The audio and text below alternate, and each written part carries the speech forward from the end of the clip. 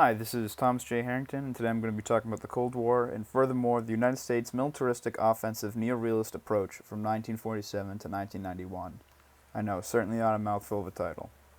So, to understand the situation, you have to understand the Cold War completely. Definition of the Cold War is the open yet restrictive rivalry that developed after World War II between the United States and the Soviet Union and their respective allies.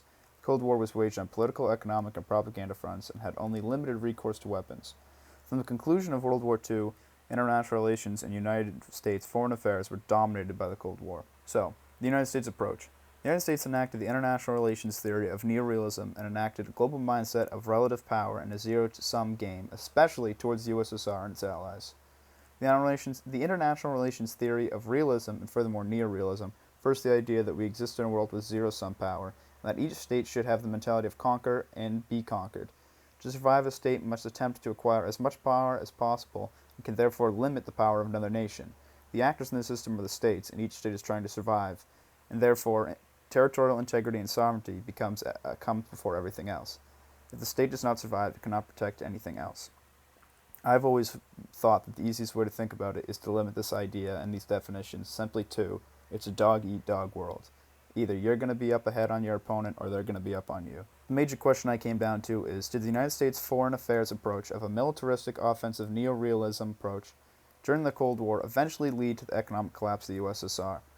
I've always found this to be a very interesting question. I'm very fascinated by the Cold War and this sort of every sort of facet that came with it, the U.S.'s approach through different presidents, how different presidents handled it.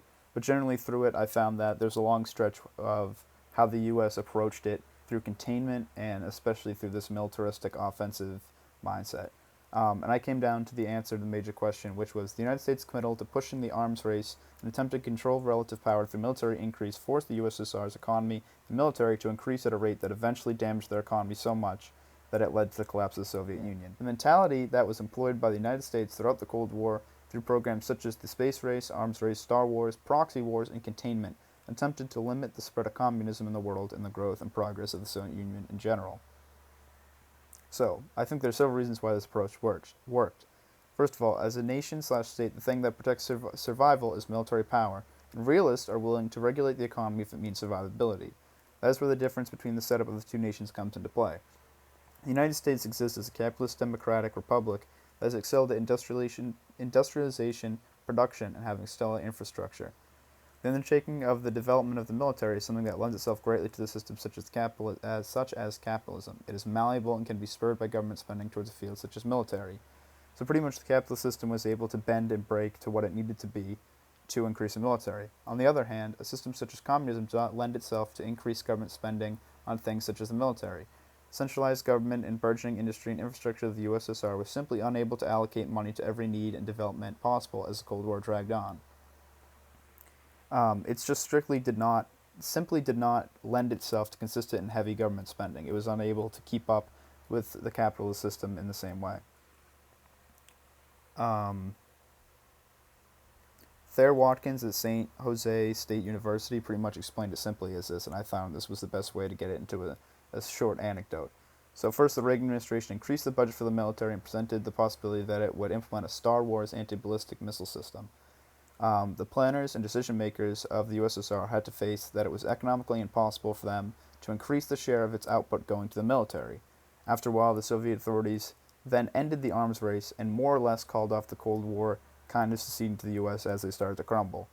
They began negotiations with the U.S. to limit the arms race.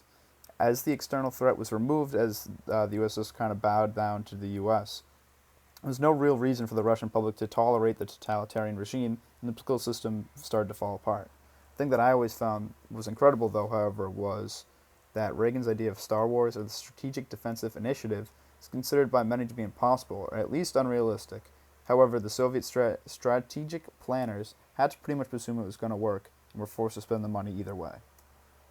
This is just a chart showing how, as the U.S. Defense began to rise, so did the Soviet defense, and eventually you see a peak where Soviet defense is unable to keep up, and that's where you start to see the fall of the Soviet Union towards the end of the 80s and into the 90s. So there are several limits to these approaches.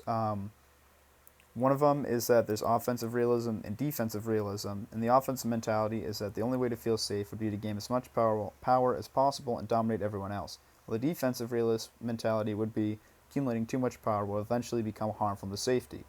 The U.S.'s offensive mentality could very well have led to the collapse, as the system will punish those who seek too much power. Other states automatically balance and ally against empire-seeking states.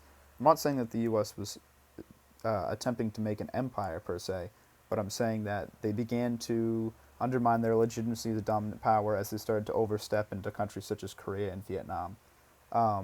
Another major part is that there's the danger of transition as two major dominant powers arise. The closer they become in power, the less safe the world becomes. And then there's this assumption of truth and arrogance that comes along with the neo-realist offensive militaristic mindset that the U.S. had. Whereas there's this kind of idea that, it's better us be in power than them be in power. Capitalism's right, communism's wrong. We have the right approach. They're doing it wrong. We should be in charge. They should step down to us. The other major limitation I found was that even though capitalism lends itself to military spending, these things in society, such as the military-industrial complex, higher taxes, and then the draft for Vietnam, really frustrated a large portion of the U.S. population and led to things such as the slumping 70s and a lower quality of life and turmoil throughout the country. And just in general, it started to increase world tension. A lot of people saw the U.S. as overreaching, and it really put the U.S. in a tough situation for a decade.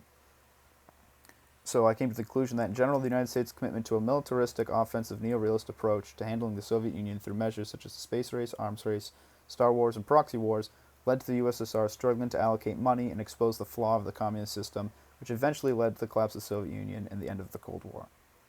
And then these are the sources I ended up using. And that concludes my presentation. Thank you, and everyone have a good weekend.